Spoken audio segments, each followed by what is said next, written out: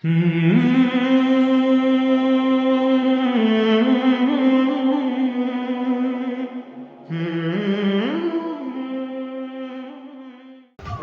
عليكم ورحمة الله وبركاته. إن الحمد لله نحمده ونستعينه ونستغفره ونعوذ بالله من شرور أنفسنا ومن سيئات أعمالنا. من يهده الله فلا مضل له ومن يضلل فلا هادي له. وأشهد أن لا إله إلا الله وأشهد أن محمدا عبده ورسوله. يا أيها الذين آمنوا اتقوا الله حق تقاته ولا تموتن إلا وأنتم مسلمون. يا أيها الناس اتقوا ربكم الذي خلقكم من نفس واحدة وخلق منها زوجها وبث منهما رجالا كثيرا ونساء. واتقوا الله الذي تساءلون به والأرحام إن الله كان عليكم رقيبا.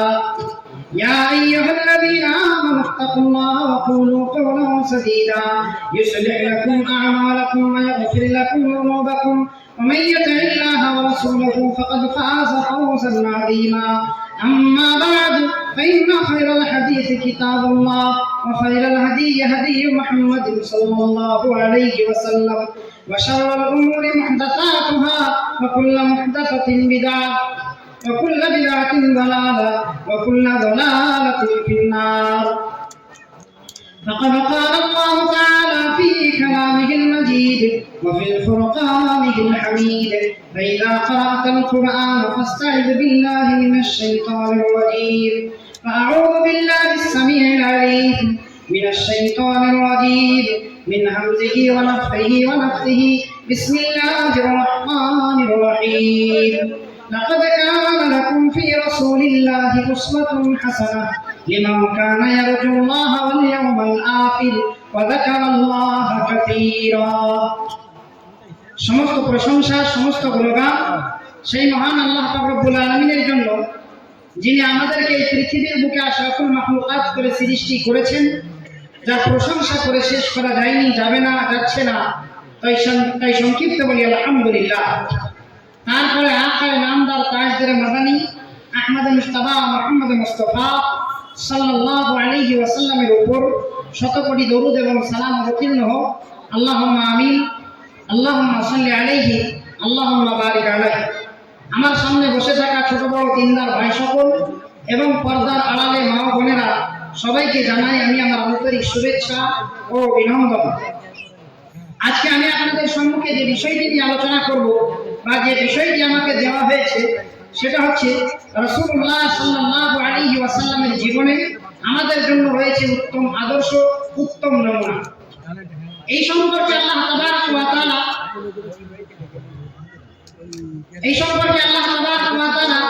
আল কোরআনুল কারীমের মধ্যে বলছেন। দুটি আয়াত আছে এই সম্পর্কে আল কোরআনুল কারীমের মধ্যে। একটি হচ্ছে সূরা আল মুমতাহানা আয়াত নম্বর 6। আমি প্রথমে আয়াতটি তরজমা করব, তারপরে এই বিষয়ে আলোচনা করব ইনশাআল্লাহ। আল্লাহ তাবারক ওয়া তাআলা সূরা আল মুমতাহানা আয়াত নম্বর 6 এর মধ্যে বলছেন কি: আউযু বিল্লাহি মিনাশ শাইতানির রাজীম। বিসমিল্লাহির রাহমানির রাহিম। লাকাদ কানা লাকুম ফি রাসূলিল্লাহি উসওয়াতুন হাসানাহ লিমান কানা ইয়ারজুল্লাহা ওয়াল ইয়াওমাল আখির ومن يتولى فإن الله هو الغني الحميد. لقد كان لكم في رسول الله أسوة حسنة. নিশ্চয় তোমাদের জন্য রয়েছে রাসূলুল্লাহ সাল্লাল্লাহু আলাইহি ওয়াসাল্লামের জীবনীতে উত্তম আদর্শ। কাদের জন্য? যারা আল্লাহকে পাওয়ার উদ্দেশ্য রাখে, আশা রাখে এবং কিয়ামতের দিবসকে বিশ্বাস করে। কিয়ামতের দিবসে আল্লাহর সামনে যাকে দাঁড়াতে হবে, এই বিশ্বাস যারা করে তাদের জন্য রয়েছে রাসূলুল্লাহ সাল্লাল্লাহু আলাইহি ওয়াসাল্লামের জীবনীতে উত্তম আদর্শ। ফামান ইয়াতাওয়াল্লা, এবং যে ব্যক্তি মুখ ফিরিয়ে নেবে, ফাইন্নাল্লাহা হুয়াল গনিয়্যুল হামিদ, নিশ্চয় এই ধরনের মানুষ যত আছে পৃথিবীতে আল্লাহ তাদের কাছ থেকে অমুখাপেক্ষী এবং আল্লাহ প্রশংসার যোগ্য। দ্বিতীয় আয়াতটি আছে সূরা আল আহজাব আয়াত নম্বর 21। আল্লাহ তাবারক ওয়া তাআলা বলেছেন: আউযু বিল্লাহি মিনাশ শাইতানির রাজীম। في رسول الله أسوة حسنة لمن كان يرجو الله واليوم الآخر وذكر الله كثيرا لقد كان لكم في رسول الله أسوة حسنة অবশ্যই তোমাদের জন্য রয়েছে রাসূলুল্লাহর জীবনীতে উত্তম আদর্শ। কাদের জন্য? লিমান কানা ইয়ারজুল্লাহ, যারা আল্লাহকে পাওয়ার আশা রাখে, ওয়া যাকারাল্লাহা কাসীরা, এবং যারা আল্লাহকে বেশি বেশি স্মরণ করে, তাদের জন্য রয়েছে রাসূলুল্লাহ সাল্লাল্লাহু আলাইহি ওয়াসাল্লামের জীবনীতে উত্তম আদর্শ। আসুন, রাসূলুল্লাহর জীবনীতে আমাদের জন্য রয়েছে উত্তম আদর্শ। চাই সে বাচ্চা হোক, চাই সে বড় হোক, চাই সে জওয়ান হোক, চাই সে মুরব্বী হোক, চাই সে পুরুষ হোক, চাই সে মহিলা হোক, চাই সে পিতা হোক, চাই সে সন্তান হোক, যেই হোক না কেন, সবার জন্য রাসূলের জীবনীতে রয়েছে আমাদের জন্য উত্তম নমুনা। রাসূল হচ্ছেন আমাদের আইডিয়া, আমরা তাকেই সবসময় ফলো করে চলবো এমনটা নয়। আমাদের জন্য রাসূলুল্লাহ ছাড়া অন্য কেউ আদর্শ হতে পারে না।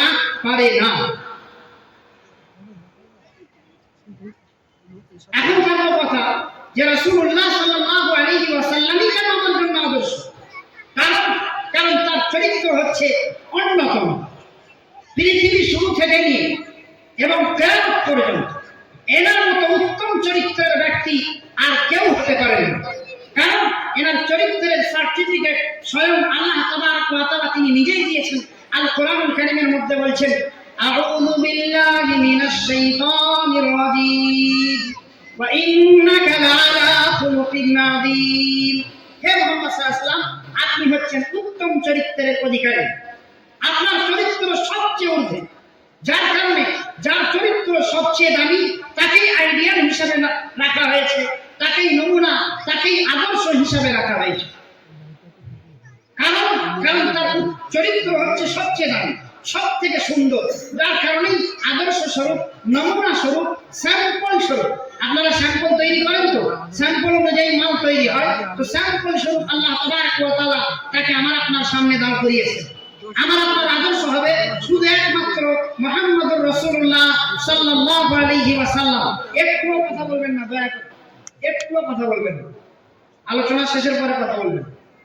তো রাসূলুল্লাহ সাল্লাল্লাহু আলাইহি ওয়াসাল্লামের জীবনে রয়েছে আমাদের জন্য উত্তম আদর্শ, উত্তম নমুনা। এখন আমরা দেখব যে আমার জীবনেতে রাসূলের আদর্শ আছে না নেই। আমরা কি রাসূলের আদর্শকে মেনে নিতে পেরেছি না পারি, এটা দেখার আছে। আমরা দিন রাত্রি বলে থাকি রাসূলের আদর্শ অন্যতম, তিনি উত্তম চরিত্রের অধিকারী, এতে কোনো সন্দেহ নেই। কিন্তু তার উত্তম চরিত্র, তার আদর্শকে আমরা মেনে নিতে পেরেছি না পারিনি, এটা দেখার আছে। আসুন, আমরা তো দিন রাত্রি বলে থাকি নবী আমার, নবী আমার, নবী হামারা হে, নবী হামারা হে, দিন রাত্রি চেঁচিয়ে বেড়াচ্ছি, বলাই কোথায় নারা রাস্তায়, নবী কা দামন नहीं छोड़ेंगे, নবী হামারা হে, এই যে নারা দিয়েই যাচ্ছি। একবার ভাবতে হবে, নবী তো আমার, সবাই জানে। আরে নবী আমার কেন? নবী তো সবার, নবী মুসলিমের, নবী হিন্দুর, নবী খ্রিস্টানের, নবী বৌদ্ধ, নবী জৈন, নবী সবার। কারণ নবী বিশ্ববাসীর জন্য রহমত স্বরূপ আল্লাহ তাকে প্রেরণ করেছেন। আল্লাহ তাবারক ওয়া তাআলা নিজেই বলছেন, আউযু বিল্লাহি মিনাশ শাইতানির রাজীম ওয়া মা আরসালনাকা ইল্লা রাহমাতাল লিল আলামিন। হে নবী, আমি আপনাকে বিশ্ববাসীর জন্য রহমত স্বরূপ প্রেরণ করেছি। আল্লাহ বলেননি আল কোরআনুল কারীমের মধ্যে আপনাকে মুসলমানদের জন্য পাঠিয়েছি, আপনাকে হিন্দুর জন্য পাঠিয়েছি। তিনি বিশ্ববাসীর জন্য রাসূলকে পাঠিয়েছেন। রাসূল সবার, এটা সবাই জানে। প্রশ্ন হচ্ছে যে আমি কি রাসূলের হতে পেরেছি? রাসূল আমার, আমি জানি, কিন্তু আমি কি রাসূলের হতে পেরেছি? হ্যাঁ, রাসূলের হওয়া যায় আবার, জি অবশ্যই রাসূলের হওয়া যায়। আল্লাহ তাবারক ওয়া তাআলা বলছেন, যদি তুমি রাসূলের মতো হতে পারো, রাসূলের আদর্শকে মেনে নিতে পারো, তাহলে তুমি রাসূলের হবে না, বরং মৃত্যুর পরে জান্নাতে তোমাকে রাসূলের সঙ্গেই রাখা হবে। বলুন সুবহানাল্লাহ। আল্লাহ কোরআনুল কারীমের মধ্যে বলছেন, আউযু বিল্লাহি মিনাশ শাইতানির রাজীম ওয়া মান ইউতি'ইল্লাহা ওয়ার রাসূলা ফাউলাইকা মা'আল্লাযীনা আন'আমা আল্লাহু আলাইহিম من النبيين والصديقين والشهداء والصالحين وحسن أولئك رفيقا ومن يطع الله والرسول। যে ব্যক্তি আল্লাহ এবং রাসূলের আনুগত্য করবে, সে কাদের সঙ্গে থাকবে? তাদের সঙ্গে যাদের উপরে আল্লাহ নিয়ামত করেছেন, কৃপা করেছেন, নবীদের মধ্যে নবীদের সঙ্গে থাকবে, সিদ্দিকীন, শুহাদা, সালেহীনদের সঙ্গে থাকবে, আর এরা তার কতই সুন্দর বন্ধু। তো আপনি আমি যদি রাসূলের আদর্শকে মেনে নিতে পারি, রাসূলের সঙ্গে জান্নাতেও থাকবো ইনশাআল্লাহ, আর পৃথিবীতেও প্রমাণ হবে যে আমি রাসূলের হতে পেরেছি। রাসূল আমার, এটা প্রশ্ন না, প্রশ্ন হচ্ছে আমি রাসূলের হতে পেরেছি কিনা। আসুন, আমি রাসূলের হতে পেরেছি কিনা এর বহু উদাহরণ আছে, বহু জিনিস দিলে চেক করা যায় যে আমি কতটা রাসূলের আর কতটা রাসূলের না, রাসূলের আদর্শকে কতটা গ্রহণ করেছি, কতটা করতে পারিনি। অনেক জিনিস আছে। উদাহরণস্বরূপ আমি কয়েকটা জিনিস আপনাদের সামনে তুলে ধরবো। যদি এই জিনিসগুলো আমার আপনার মধ্যে থাকে তাহলে ভাববো যে আমরা রাসূলের আদর্শকে মেনে নিতে পেরেছি। আসলে একটা হাদিস পাঠ করব। নবীজি সাল্লাল্লাহু আলাইহি ওয়াসাল্লাম বলেছেন, আন আবি হুরায়রা রাদিয়াল্লাহু তাআলা আনহু قال قال رسول الله صلى الله عليه وسلم لا تحاسدوا ولا تناجشوا ولا تباغضوا ولا تدابروا ولا يبيع بعضكم على بيع بعض وكونوا عباد الله إخوانا المسلم أخو المسلم لا يظلمه ولا يحقره ولا يخذله التقوى هاهنا إلى آخر الحديث। আসুন, আমার আলোচনা চলছিল যে আমরা রাসূলের হতে পেরেছি কিনা, রাসূলের আদর্শকে মেনে নিতে পেরেছি কিনা। এই জন্য আমি একটা আপনাদের সম্মুখে হাদিস পাঠ করব। হাদিসটা কি? হযরত আবু হুরায়রা রাদিয়াল্লাহু তাআলা আনহু হতে বর্ণিত। তিনি বলেছেন, আল্লাহ রাসূল সাল্লাল্লাহু আলাইহি ওয়াসাল্লাম বলেছেন, লা তাহাসাদু। আগে সংক্ষিপ্ত তরজমাটা শুনুন। লা তাহাসাদু, তোমরা একে অপরের সঙ্গে হিংসা বিদ্বেষ করো না। ওয়ালা তানাজাসু, তোমরা দালালি করো না। ওয়ালা তাবাগাদু, একে অপরের সঙ্গে শত্রুতা করো না। ওয়ালা তাদাবারু, একে অপরের পিছনে পড়ে থেকো না। ওয়ালা ইয়াবিউ বা'দুকুম আলা বাই'i বা'দ, একজন ক্রেতা বিক্রেতার মধ্যে দামদর চলছে, তুমি মাঝখানে মাথা গলাবে না। ওয়া কুনু ইবাদাল্লাহি ইখওয়ানা, তোমরা আল্লাহর বান্দা, ভাই ভাই হয়ে যাও। আল মুসলিমু আখুল মুসলিমি, একজন মুসলমান একজন মুসলমানের ভাই। লা ইয়াযলিমুহু, তারপরে তুমি জুলুম করতে পারবে না। ওয়ালা ইয়াহকিরুহু, তাকে অপমান করতে পারবে না। ওয়ালা ইয়াখযুলুহু, তাকে অপমান করতে পারবে না। আত-তাকওয়া হাহুনা, নবীজি বললেন আল্লাহর ভয় অন্তরে থাকে। ওয়া ইউশিরু ইলা সাদরিহি সালাসা মাররাতি, এবং তিনি ইশারা করলেন তার সিনার দিকে 3 বার। বিহাসবি ইমরিন, তারপরে তিনি বললেন একজন মানুষের জন্য খারাপ হওয়া এতটাই যথেষ্ট। মিনাশ শাররি আইয়াহকিরাহু আখাহুল মুসলিম, যে তার ভাইকে অপমান করবে, মুসলমান ভাইকে। কুল্লুল মুসলিমি আলাল মুসলিমি হারাম, প্রত্যেক মুসলমানের উপরে, প্রত্যেক মুসলমানের দামহু, রক্ত, ওয়া মালহু, তার মাল, ওয়া ইজ্জুহু, তার ইজ্জত হারাম করা হয়েছে। এই হাদিসটাকে সামনে রেখে একবার আমরা বিচার করি যে আমরা রাসূলের আদর্শকে গ্রহণ করতে পেরেছি কিনা। রাসূল প্রথমে বললেন লা তাহাসাদু, তোমরা একে অপরের সঙ্গে হিংসা বিদ্বেষ করো না। আমরা হিংসা বিদ্বেষ করি না? আমাদের মনে যদি অন্তরে হিংসা থাকে তাহলে ভাববো রাসূলের আদর্শকে আমরা মেনে নিতে পারিনি, রাসূলের হতে পারিনি। হিংসা কাকে বলা হয়? আল্লাহ তাবারক ওয়া তাআলা তার বান্দার উপরে কোনো নিয়ামত দান করেছেন, চাই সেটা মাল হোক, চাই সেটা ইলম হোক, চাই সেটা শুহরত, নাম হোক, আমার হিংসা হচ্ছে। আমার ভাইয়ের ভ্যানটি ভার মাল যাচ্ছে, আমার দেখে সহ্য হচ্ছে না, চোখ ফেটে রক্ত বার হচ্ছে, আমি বদদোয়া করছি যেন কারবার খারাপ হয়ে যায়। এটা হচ্ছে হিংসা। যদি এই জিনিস থাকে তাহলে ভাববেন রাসূল আপনার জন্য আমার জন্য আদর্শ হতে পারেনি। আমার পাশে একটা চাচাতো ভাই ইঞ্জিনিয়ারিং পাস করেছে, 50,000 টাকা বেতন, আমি বদদোয়া করছি যেন পাগলা হয়ে যায়, ওর যেন চাকরিটা নষ্ট হয়ে যায়। আমার মনে হিংসা আছে, আমি রাসূলের আদর্শকে মেনে নিতে পারিনি। আমার পাশে একটা ছেলে হাফেজে কোরআন হয়েছে, তাকে ভালোবাসা বাদ দিয়ে আমি হিংসা করছি, তার সম্মানটাকে কিভাবে নষ্ট করা যায়, তার কোরআনটাকে কিভাবে ভোলানো যায়, আমার মনে হিংসা আছে। আমি রাসূলের আদর্শকে মেনে নিতে পারিনি। একজন ব্যক্তি যার অনেক নাম, তার নাম আমার সহ্য হচ্ছে না, আমি চাই তার গীবত করে করে এলাকায় তার বদনাম, তার অসম্মান করে দেব। মনে রাখবেন, আমি রাসূলের আদর্শকে মেনে নিতে পারিনি। তারপরে রাসূল বলছেন ওয়ালা তানাজাসু, তোমরা দালালি করবে না। দালালি কাকে বলা হয়? একটা জিনিস আমি কিনবো দোকানে, জিনিসটার দাম 50 টাকা, একজনের সঙ্গে দাম দর চলছে, আমি গিয়ে হঠাৎ করে আমার কেনার ইচ্ছা নেই, আমি যেমন কি সুন্দর জিনিস, কত দামি, দোকানদারের বুকটা আরো ফুলিয়ে দিলেন।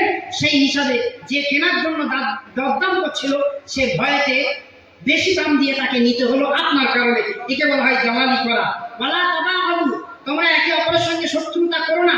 একবার বুকে হাত দিয়ে ভাবি আমরা একে অপরের সঙ্গে শত্রুতা করি না করি না। শত্রুতা আপনি করতে পারবেন আল্লাহর জন্য, বন্ধুত্ব করতে পারবেন আল্লাহর জন্য, এছাড়া অন্য কোনো কারণে আপনি শত্রুতা করতে পারেন না। ওয়াকুনু ইবাদাল্লাহি ইখওয়ানা, নবীজি বললেন তোমরা আল্লাহর বান্দা, তোমরা ভাই ভাই হয়ে যাও। কারণ আল মুসলিমু আকুল মুসলিমি, একজন মুসলমান একজন মুসলমানের ভাই। লা ইয়াজলিমুহু, সে তার প্রতি কোনোদিন অত্যাচার করতে পারে না। আপনি আপনার মুসলিম প্রতিবেশীর উপরে অত্যাচার করতে পারেন না। আপনি যদি কোনো ভাইয়ের জমি দাবিয়ে নেন তাহলে ভাববেন আপনি রাসূলের আদর্শকে মেনে নিতে পারেননি। আপনি যদি কোনো গরিবের উপরে অত্যাচার করেন আপনি ভাবুন আপনি রাসূলের আদর্শকে মেনে নিতে পারেননি। আপনি যদি কোনো ভাই আপনার জায়গাতের অংশীদার, তার জায়গা যদি আপনি হড়প করে নেন ভাববেন আপনি জানেন আপনি রাসূলের আদর্শকে মেনে নিতে পারেননি। আপনার বোন আপনার কাছে অংশ চাইলে আপনি কি করেন, মুক্তা মামলার 5 করে নেন, তার সঙ্গে সম্পর্ক ছিন্ন করে দেন। অথচ আপনার পিতার সম্পত্তিতে তার হিস্সা আছে, তার অংশ আছে, যেটা আমরা করে থাকি। কি করি, বোন অংশ চেয়েছে, অংশ দিলাম, সম্পর্ক শেষ। মনে রাখবেন আপনি রাসূলের আদর্শকে মেনে নিতে পারেননি, এটা রাসূলের আদর্শ নয়। ওয়ালা ইয়াহতিরু, আপনি কি পড়েননি রাসূল বলছেন কি, রাসূল বলছেন উনসুর আখাকা যালিমান আও মাজলুমান, তুমি তোমার ভাই জালিমকে সাহায্য করো এবং মাজলুমকেও সাহায্য করো। রাসূলুল্লাহ সাল্লাল্লাহু আলাইহি ওয়াসাল্লামকে সাহাবায়ে কেরাম রাদিয়াল্লাহু আনহুম জিজ্ঞাসা করলেন, ইয়া রাসূলুল্লাহ, জালিমকে কিভাবে সাহায্য করব? মাজলুমকে তো সাহায্য করা যায়, তার উপরে অত্যাচার হচ্ছে, আমি জালিমের বিরুদ্ধে দাঁড়িয়ে গেলাম, এটা তো বুঝতে পারলাম, কিন্তু জালিমকে কিভাবে সাহায্য করব? রাসূল বললেন, তোমরা জালিমকে এইভাবে সাহায্য করবে, সে যে জুলুম কাজ করছে তাকে বারণ করবে, তাকে বাধা দেবে, এটাই তাকে সাহায্য করা।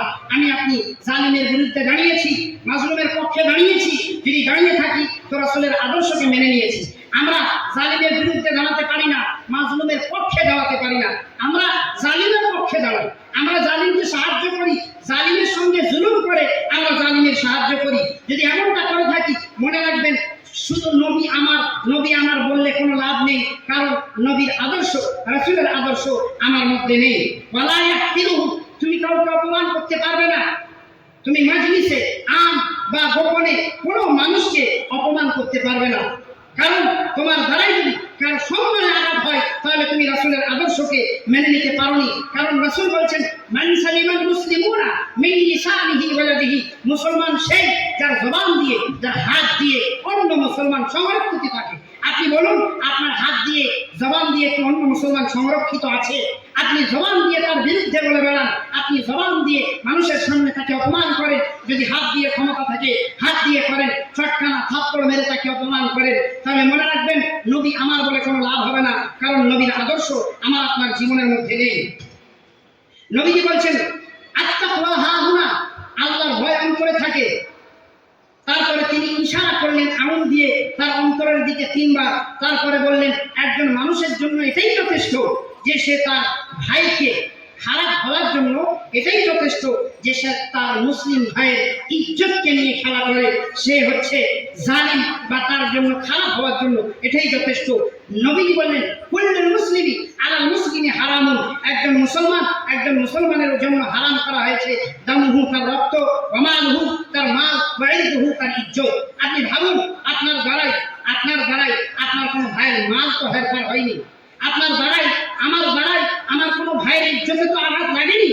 যদি লেগে থাকে তাহলে আপনি ক্ষমা চান, আর যদি জানার পরেও ক্ষমা না চান, আর যদি জেনে শুনেও যদি আপনি ছোট না হন, মনে রাখবেন আপনি রাসূল আমার বলছেন এ কথার কোনো দাম নেই, কারণ রাসূলের আদর্শ আপনি আমি মেনে নিতে পারিনি।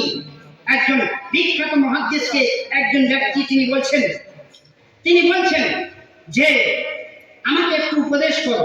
তিনি একটা বাক্য বললেন, याद रखना कहीं अल्लाह के सामने तुम्हारे बारे में कोई शिकायत ना करे। উপদেশ শুনবে আমার কাছে, একটা কথা মনে রাখবে, আল্লাহর সামনে তোমার বিরুদ্ধে কেউ যেন অভিযোগ না করে দেয়। ওই জন্য রাসূলের আদর্শকে মেনে নিতে হবে, তাহলে হিংসা বিদ্বেষকে দূর করতে হবে, শত্রুতা দূর করতে হবে, মানুষের উপর অত্যাচার করা ছাড়তে হবে, মানুষের গীবত করা ছাড়তে হবে, মানুষ সুখে থাকবে। আপনি দেখে বলুন আলহামদুলিল্লাহ, একজন মানুষ আল্লাহর নিয়ামত পেয়ে সে অনেক আগে পৌঁছেছে, আপনি বলুন মাশাআল্লাহ। যদি এটা বলতে পারেন আপনি মুসলমান, আর যদি না বলে আপনি হিংসা করেন, তার বিরোধিতা করেন, তাহলে মনে রাখবেন আপনি রাসূলের আদর্শকে মেনে নিতে পারেননি। কারণ আপনি শুধু সুখে থাকবেন, শান্তিতে থাকবেন, আপনার ভাই সুখে শান্তিতে থাকবে না। আপনার কি আপনি রাসূলের আদর্শকে কিভাবে মানলেন? রাসূলের আদর্শ হচ্ছে, রাসূল বলছেন লা ইউমিনু আহাদুকুম হাত্তা ইউহিব্বা লিনাফসিহি হাত্তা ইউহিব্বা লিআখিহি মা ইউহিব্বু লিনাফসিহি। সে কোনোদিন মুমিন হতে পারে না, সে ততক্ষণ মুমিন হতে পারে না যতক্ষণ না সে যে জিনিসটা নিজের জন্য পছন্দ করে তার ভাইয়ের জন্য পছন্দ করবে, ততক্ষণ সে মুমিন হতে পারে না। আপনি নিজে চান আমি মালদার হব, আপনি নিজে চান আমি অনেক জ্ঞানী হব, আপনি নিজে চান আমি সুখে শান্তিতে থাকবো, আপনার ভাইয়ের জন্য কেন চান না এটা? যদি চান তো ভালো, আর যদি না চান তাহলে মনে রাখবেন আপনি রাসূলের আদর্শকে মেনে নিতে পারেননি। রাসূলের আদর্শ রয়েছে ছোট বাচ্চাদের জন্য। রাসূল বলছেন মান লাম ইয়ারহাম সগীরানা ওয়া লাম ইউআক্কির কাবীরানা ফালাইসা মিন্না। নবী কি বলছেন? যে ব্যক্তি বাচ্চাদের উপরে দয়া করবে না, বড়দেরকে সম্মান করবে না, সে আমার উম্মতের অন্তর্ভুক্ত না। তাহলে বাচ্চাদের জন্য, বড়দের জন্য নবীর জীবনে আদর্শ রয়েছে। আমরা কি করি? মসজিদে, সাধারণত মসজিদে ছাড়া অন্য জায়গায় বাচ্চাকে ভুল করতে দেখলে ধমক দিই, তার সঙ্গে অসৎ ব্যবহার করি। কিন্তু নবী বলছেন যদি কেউ বাচ্চার সঙ্গে অসৎ ব্যবহার করে, তার সঙ্গে ভালো ব্যবহার না করে, সে আমার উম্মতের অন্তর্ভুক্ত নয়। মসজিদে কোনো ভুল করলে তাকে ডাকবেন না, তাকে আদরের সঙ্গে, স্নেহের সঙ্গে তাকে বুঝিয়ে বলবেন, তাহলে বড় হয়ে সে উত্তম চরিত্রের অধিকারী হবে। আর আপনি যদি এটা করতে পারেন তাহলে আপনি রাসূলের আদর্শকে গ্রহণ করতে পেরেছেন। হযরত আব্দুল্লাহ ইবনে ওমর রাদিয়াল্লাহু তাআলা আনহু তিনি বলছেন যে আমরা মাঠে খেলাধুলা করছি, হঠাৎ করে কে সালাম দিল, পিছন ফিরে দেখছি রাসূলুল্লাহ সাল্লাল্লাহু আলাইহি ওয়াসাল্লাম সালাম দিয়েছেন। তিনি ছোটদেরকে স্নেহ করতেন, ভালোবাসতেন। আপনি একজন বাচ্চা মসজিদে ভুল করলো, তাকে ধমক দিয়ে দিলেন, এটা রাসূলের আদর্শ না। রাসূলের আদর্শ হচ্ছে একজন ব্যক্তি মসজিদে এসে না জানায় পেশাব করে দিল, রাসূল সাহাবায়ে کرام ফাজাজ্জারাহুন নাস, লোকেরা তাকে ডাঁট ফাটকার করছিল, রাসূল মানা করলেন এবং বললেন, তাকে বুঝিয়ে বললেন এবং পানি ঢেলে দিলেন। এটা হচ্ছে রাসূলের আদর্শ। একজন বাচ্চাও তার উচিত একজন বড়কে সম্মান করা, বড়কে ইজ্জত দেওয়া। কারণ আর বড় তখনই ইজ্জত পাবে যখন সে ছোটকে স্নেহ করবে। নবীজি আগে বড়কে, ছোটদেরকে স্নেহ করতে বলেছেন, আগে বাচ্চাদের কথা বলেছেন, তারপরে বড়দের কথা বলেছেন। কারণ বাচ্চার কাছে জ্ঞান নেই, বড়র কাছে জ্ঞান আছে। নবীর আদর্শ রয়েছে যুবকদের জন্য, যুবকদের জন্য নবীর জীবনে আদর্শ রয়েছে। যুবকরা আমরা কি করি? আমরা রাসূলকে আদর্শ বানানো দরকার ছিল, কিন্তু আমরা রাসূলকে আদর্শ বানাতে পারিনি। যদি না পারি তাহলে রাসূল আমার কথা বলা বেকার। কারণ একটা উদাহরণ আমি আপনাদেরকে দেবো, যেমন এই হাদিসটা পাঠ করলাম যে যুবকরা রাসূলকে আদর্শ মেনে নিতে পারেনি।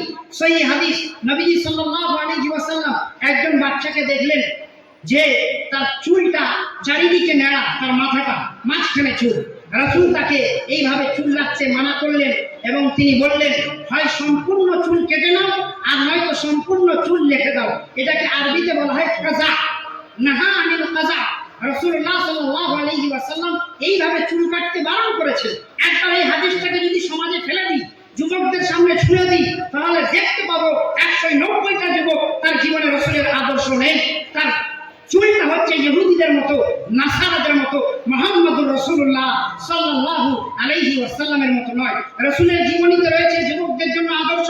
রাসূল বলেছেন তোমরা যখন প্যান্ট পরবে তখন তোমাদের প্যান্টটা থাকবে টাকনুর উপরে, যুবকের প্যান্ট হয়েছে টাকনুর নিচে, এটা রাসূলের আদর্শ নয়।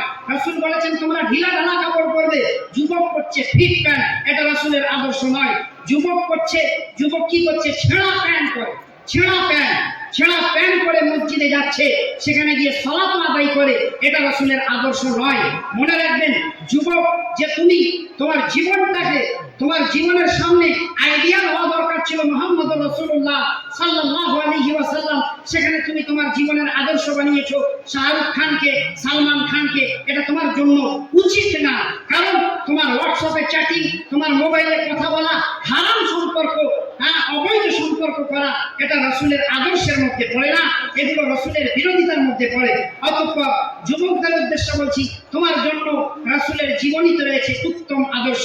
রাসূলের আদর্শকে গ্রহণ করতে হবে, ছেঁড়া প্যান্ট পরা ছাড়তে হবে, মেয়েদের সঙ্গে অবৈধ সম্পর্ক ছাড়তে হবে, হোয়াটসঅ্যাপে চ্যাটিং করা ছাড়তে হবে। তোমার কারণে কত মানুষের ঘর নষ্ট হয়, তোমার কারণে কত মানুষের বাচ্চা ইয়াতীম হয়, তোমার কারণে কত বাবা তার সন্তানকে হারিয়ে ফেলে। সমাজে অবৈধ কাজ চালু রেখেছো, তুমি রাসূলুল্লাহর আদর্শ গ্রহণ করো, তুমি বিবাহ করো না। তোমার এত সেক্স, এত ক্ষমতা, তুমি বিবাহ করো। রাসূল বলছেন, যখন তোমাদের মধ্যে কারো যৌবন শক্তি কমপ্লিট হয়ে যাবে, ফালিয়াতাযাওয়াজ, সে যেন বিবাহ করে। কারণ বিবাহ করলে দৃষ্টি নিচু হয়ে যায় এবং লজ্জাস্থানের হেফাজত হয়। যে ব্যক্তি বিবাহ করতে পারবে না, সে যেন সিয়াম পালন করে, রোজা করে।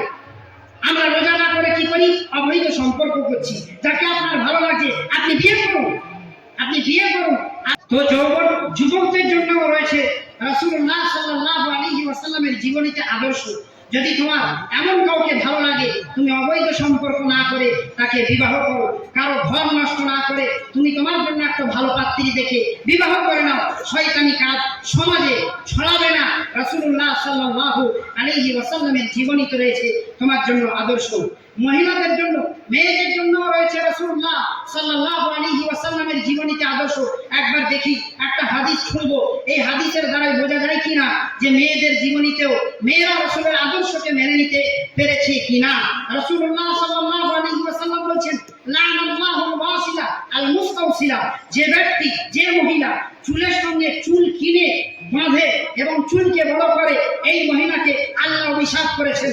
রাসূলুল্লাহ বলার উদ্দেশ্য, চুল কিনে চুলের সঙ্গে অন্য চুল মেলানো যাবে না।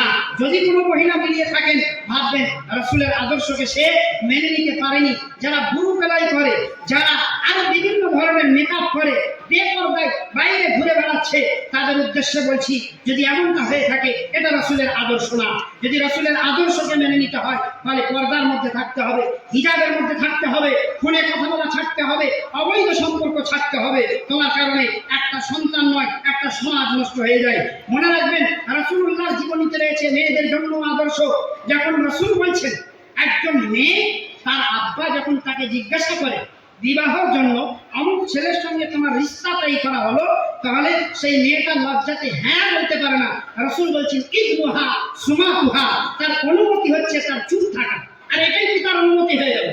আমরা কি করি? বিয়ে করাতে গিয়ে মেয়ের কাছে অনুমতি আনতে যাই। এর কোনো সিস্টেম নেই। মেয়ের বাবা বিয়ের আগে মেয়ের কাছে অনুমতি নেবে, এটাই অনুমতি, এটাই হাদিসে আসছে। এছাড়া অন্য কোনো অনুমতির কথা, দল বেঁধে যাবো, মেয়ের কাছে পর্দা ঘেরা থাকবে, আবার মেয়ের নানি সামনে থাকবে, এগুলো সব অবৈধ হারাম জিনিস। অথবা অনুমতি মানে বিয়ের আগে তার আব্বা তার কাছ থেকে অনুমতি নেবে। তার অনুমতি হচ্ছে তার চুপ থাকা। বোঝাতে চাচ্ছি আমি যে তার আব্বা যখন বিয়ের জন্য জিজ্ঞাসা করবে, রাসূল বলছেন, একজন ইমানদার মহিলা হ্যাঁ বলারও ক্ষমতা রাখে না। আর তুমি কেমন চরিত্রের মহিলা বিবাহ করার আগে একটা ছেলের সঙ্গে অবৈধ সম্পর্ক করতে পারো, মোবাইলে কথা বলতে পারো? যদি এমনটা থাকে, তাহলে মনে রাখবেন আপনি নবীর আদর্শকে মেনে নিতে পারেননি। নবীর আদর্শ রয়েছে পিতার জন্য, সন্তানের মধ্যে আপনাকে ইনসাফ করতে হবে। কোন সন্তান যদি আপনাকে ভালো নাও আসে, যদি আপনার অবাধ্য হয়, যদি আল্লাহর অবাধ্য হয়, আপনি তাকে ত্যায্য পুত্র করতে পারবেন না, তার নাম থেকে কিছু বঞ্চিত করতে পারবেন না। রাসূল বলছেন, তোমরা সন্তানের মধ্যে ইনসাফ করো। যদি দুটো সন্তান আপনার সঙ্গে সামনে থাকে, একটা কালো একটা সাদা, যদি সাদাটাকে চুমা খান আর কালোটাকে যদি চুমা না খান, তাহলে মনে রাখবেন আপনি রাসূলের আদর্শকে মেনে নিতে পারেননি। আপনি রাসূলের আদর্শ তখনই মানবেন যখন আপনি সন্তানের মধ্যে ইনসাফ করবেন। রাসূলের আদর্শ আপনি তখনই মেনে নিতে পারবেন যখন সন্তানকে ইসলামী শিক্ষা দেবেন। রাসূলের আদর্শকে আপনি তখনই মেনে নিতে পেরেছেন যখন সন্তান রাত 10টা 12টার পরে আড্ডা দিয়ে বাড়িতে ঢুকছে, তাকে কঠিন শাসন করলেন, তখন আপনি রাসূলের আদর্শকে মেনে নিয়েছেন। তাকে ইসলামী শিক্ষা দিয়েছেন, সঠিক পথে আপনি চালাচ্ছেন। মোবাইলে বিভিন্ন খারাপ জিনিস ব্যবহার করছে, আপনি দেখে জানার পরে যদি তাকে শাসন করতে পারেন, তাহলে আপনি রাসূলের আদর্শকে মেনেছেন, নয়তো আপনি রাসূলের আদর্শকে মেনে নিতে পারেননি। একজন সন্তানের জন্য, পিতা মাতার জন্য রাসূলুল্লাহ সাল্লাল্লাহু আলাইহি ওয়াসাল্লামের জীবনীতে আদর্শ রয়েছে। রাসূলের আদর্শ, তাদের সাহাবায়ে কেরাম রাদিয়াল্লাহু তাআলা আনহুম জিজ্ঞাসা করলেন, ইয়া রাসূলুল্লাহ, মান আহাক্কু বিহুসনি সাহাবাতি, হে আল্লাহর রাসূল আমার উত্তম ব্যবহারের অধিকার কে রাখে? রাসূলুল্লাহ বললেন তোমার মা, আবার বললেন তোমার মা, আবার বললেন তোমার মা, 4 নম্বরে বললেন তোমার বাবা। পিতামাতার সঙ্গে সৎ ব্যবহার করতে হবে, এটাও রাসূলুল্লাহর আদর্শ রয়েছে। তিনি তার দুধ মা হালিমা এছাড়াও আরো সাদিয়া রাদিয়াল্লাহু তাআলা আনহা তাদের সঙ্গে কত উত্তম ব্যবহার করেছেন। যদি আপনি জানতে পারেন তাহলে আপনি ভাববেন যে আমি আমার পিতামাতার সঙ্গে যে ব্যবহারটা করি আমি কত নোংরা, আমার মধ্যে রাসূলের আদর্শ আছে না নেই। তো রাসূলের আদর্শ যদি আমরা গ্রহণ করতে চাই তাহলে রাসূল হচ্ছেন উত্তম চরিত্রের অধিকারী। তার চরিত্র যদি আমাদের মধ্যে আসে আমরাও হব উত্তম।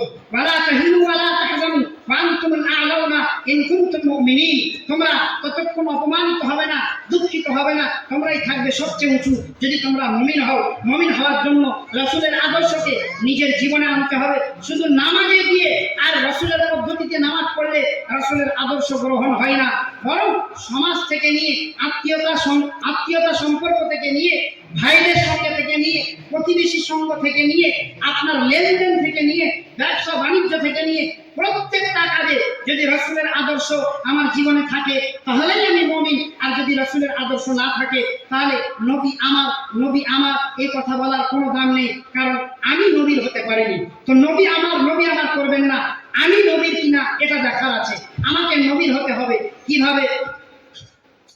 নবীর অনুসরণ করে তার আদর্শকে নিজের জীবনের মধ্যে এনে কারোর উপরে অত্যাচার না করা, কারোর বিরোধিতা না করা, কাউকে অপমান না করা, কাউকে হিংসা না করা, কাউকে ছোট না করা, কারোর মাল হড়প না করা, কারোর হক না মেরে দেওয়া, মানুষের সঙ্গে অসৎ ব্যবহার না করা, প্রত্যেকটি জিনিসে মুআমালা, ইবাদত, লেনদেন প্রত্যেকটি ক্ষেত্রে তার আদর্শ আমার জীবনে থাকতে হবে।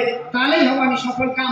কারণ তিনি উত্তম চরিত্রের অধিকারী, আর তার চরিত্র যদি আমার মধ্যে থাকে আমিও উত্তম হব, আমিও সফল কাম হব, আমিও নাজাত পাবো। আল্লাহ তাবারক ওয়া তাআলা আমাদের সকলকে রাসূলুল্লাহ সাল্লাল্লাহু আলাইহি ওয়াসাল্লামের জীবনী পড়ার, জানার, জ্ঞান অর্জন করার তুমি তৌফিক দান করো, এবং জেনে বুঝে সেই মোতাবেক নিজের জীবনকে যেন চালাতে পারি। আল্লাহ সেই তৌফিক তুমি আমাদেরকে দান করো। ওয়া আখিরু দাওয়ানা আলহামদুলিল্লাহি রাব্বিল আলামিন। আসসালামু আলাইকুম ওয়া রাহমাতুল্লাহি ওয়া বারাকাতুহু।